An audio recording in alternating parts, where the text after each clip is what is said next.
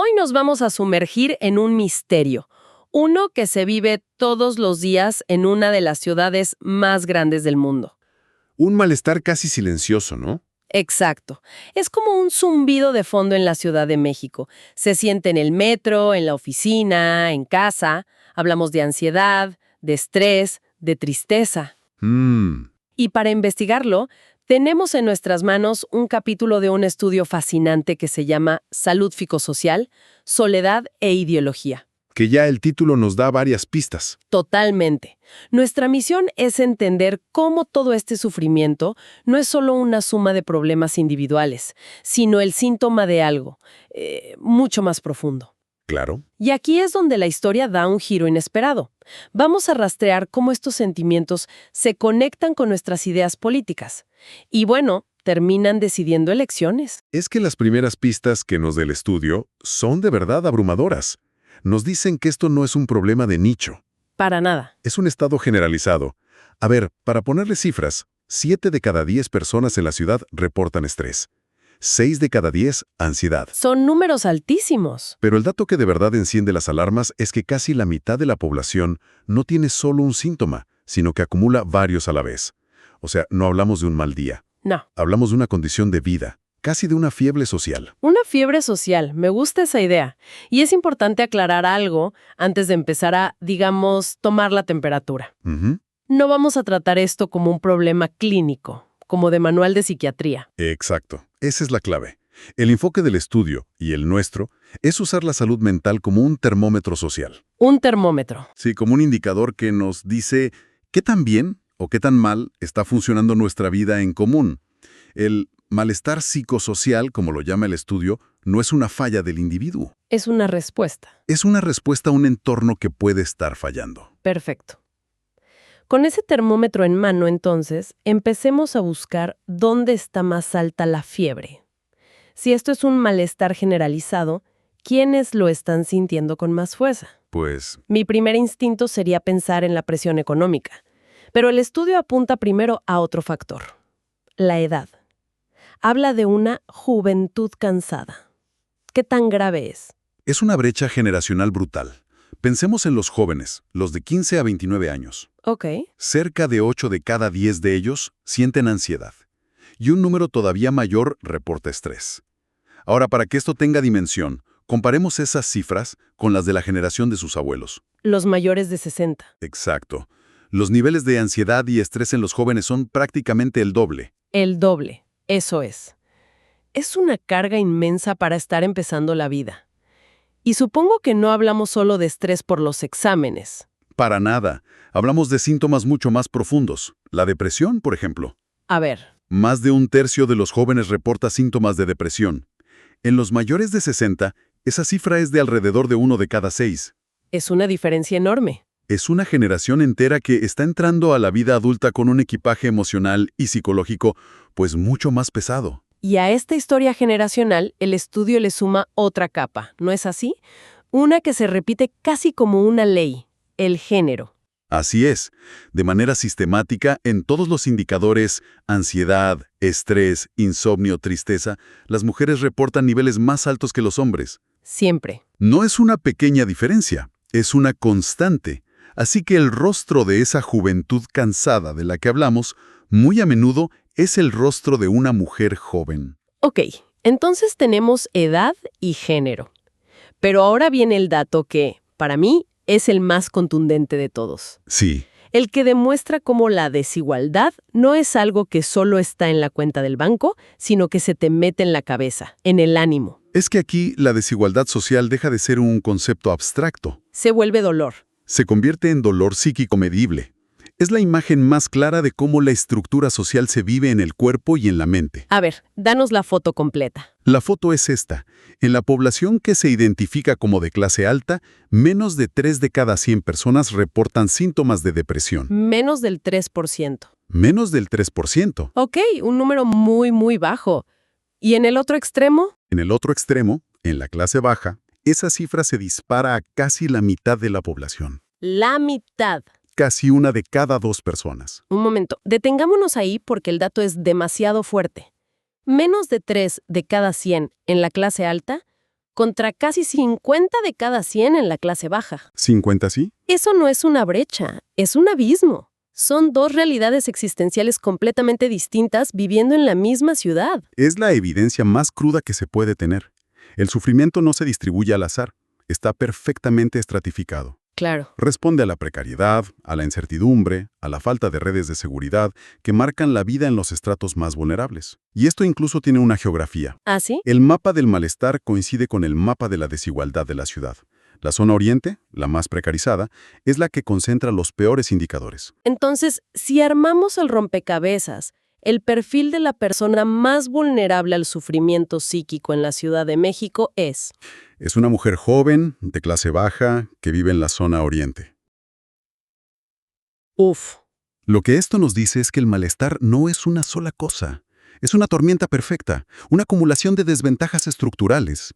Es la intersección de la edad, el género, la clase y el lugar donde vives lo que determina la probabilidad de sufrir. De acuerdo. El mapa del dolor es desolador y muy claro. Ya sabemos quiénes son las víctimas principales de esta fiebre social. La siguiente pregunta del misterio es, ¿por qué? ¿Cuál es la causa de fondo de este agotamiento? El estudio va más allá de lo económico y se mete en el tejido de nuestras relaciones. ¿Sí? Y aquí es donde encuentra el principal sospechoso. Y debo decir que es uno que no me esperaba. Es el hallazgo más potente del modelo estadístico. Cuando se analiza qué factor tiene más peso para predecir el malestar de una persona, por encima de muchos otros, la respuesta es la ausencia de relaciones sexuales. Ok, vamos a desempacar eso con mucho cuidado porque puede sonar a muchas cosas que no son. Totalmente. No estamos hablando de un juicio moral, ¿cierto? Para nada. Y el estudio es muy inteligente en cómo lo aborda. No se trata de la abstinencia como una elección personal, que es totalmente válida. Claro. Se trata de leer esa ausencia como un síntoma potentísimo de algo más grande. ¿De qué? De una desconexión relacional profunda, de la falta de vínculos íntimos significativos. Los números no mienten. Las personas sin actividad sexual reciente tienen un 60% más de probabilidades de sufrir un mayor malestar. 60% más. Es una conexión enorme. Entonces, la falta de sexo en este estudio funciona como un indicador, Exacto. como una luz en el tablero que nos avisa de un problema mayor, la soledad. Exactamente. Pero no cualquier tipo de soledad. El estudio habla de soledad involuntaria. O sea, no es el placer de estar sola. No, es el dolor de sentirte solo. Esa brecha que existe entre los vínculos que deseas tener y los que realmente tienes. Ese sentimiento, sumado a la falta de lo que llaman tiempo de sociabilidad, es lo que realmente golpea el bienestar. Y eso nos regresa a las causas estructurales. ¿Qué nos está robando ese tiempo para conectar? Pues las conocemos porque las vivimos todos los días. Jornadas de trabajo interminables, tiempos de traslado absurdos que se comen horas de vida. La inseguridad. Es la inseguridad que te empuja a encerrarte en casa, la falta de espacios públicos agradables, donde simplemente puedas estar y encontrarte con otros. Es un diseño de vida que no ayuda. Es un diseño de vida social que sistemáticamente erosiona nuestra capacidad de construir y mantener lazos fuertes. Se nos roba el tiempo para los amigos, para la pareja, para la comunidad. Y aquí entra la pregunta del millón en el siglo XXI. ¿Qué pasa con las redes sociales? Se supone que nos mantienen conectados. Se supone. ¿Son una solución o parte del problema? Fíjate que el estudio encuentra algo muy revelador al respecto. El tiempo que pasas en redes sociales sí se asocia con un mayor malestar. Ajá. Pero el efecto es mucho más débil que el impacto de la soledad involuntaria o la falta de vínculos reales. O sea que los likes no curan la soledad. Es una buena forma de ponerlo. Sugiere que la hiperconexión digital no compensa el déficit de intimidad y de contacto humano real. Es como un espejismo. Es como intentar saciar la sed con agua salada. Parece que estás bebiendo, pero no te hidrata.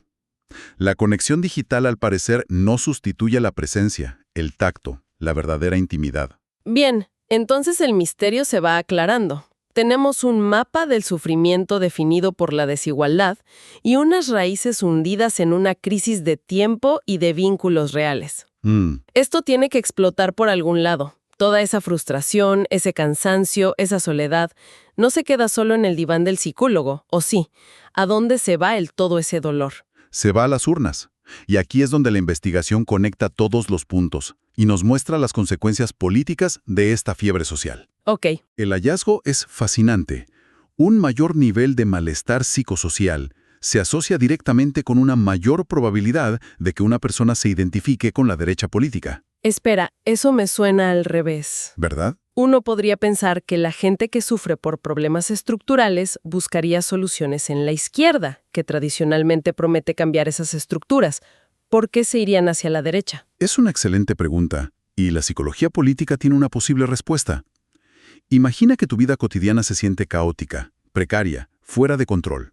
Sí, En ese estado de incertidumbre, un discurso que promete orden, seguridad, fronteras claras y mano dura puede volverse increíblemente atractivo. claro. El sufrimiento personal puede generar un anhelo profundo de certezas y de control externo. Entiendo. Es una búsqueda de seguridad ideológica cuando falta la seguridad vital. Exacto.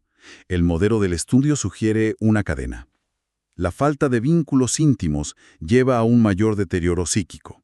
Y este deterioro, a su vez, se asocia con posturas más conservadoras. No es solo la etiqueta de derecha entonces.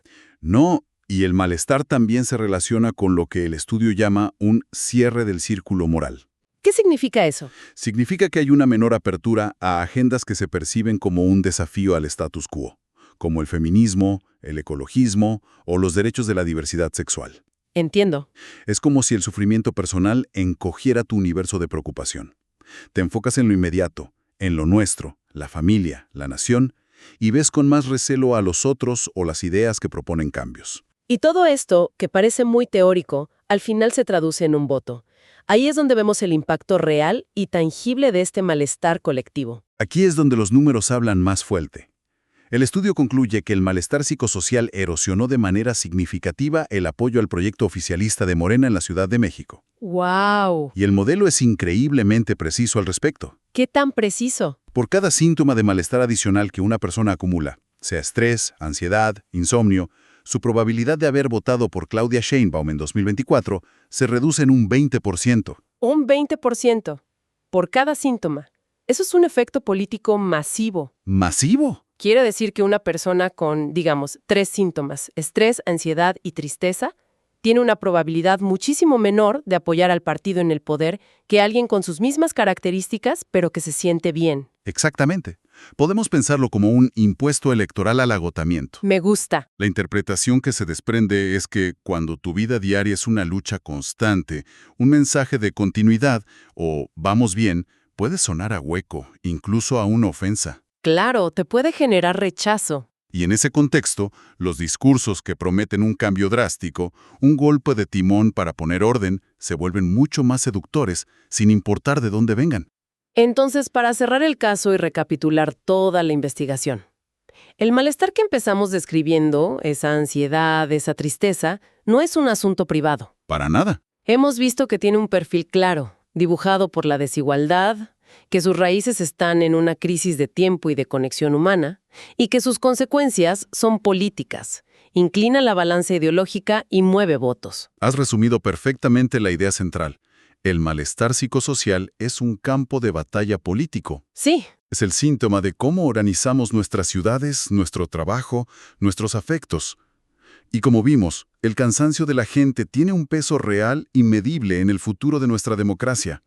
No es políticamente neutral estar agotado.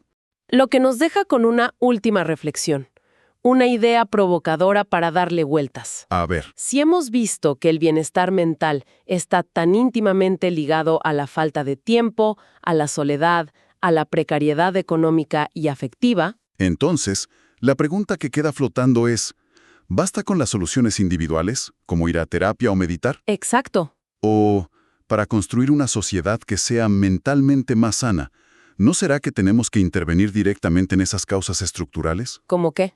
Hablamos de la duración de la jornada laboral, de diseñar ciudades que fomenten el encuentro en vez del aislamiento, de crear políticas de cuidado que alivien la sobrecarga, sobre todo la que pesa sobre las mujeres. Es otra dimensión del problema. Quizá la próxima gran lucha por la democratización de la sociedad no sea solo por derechos abstractos, sino por algo tan concreto como nuestro bienestar mental colectivo.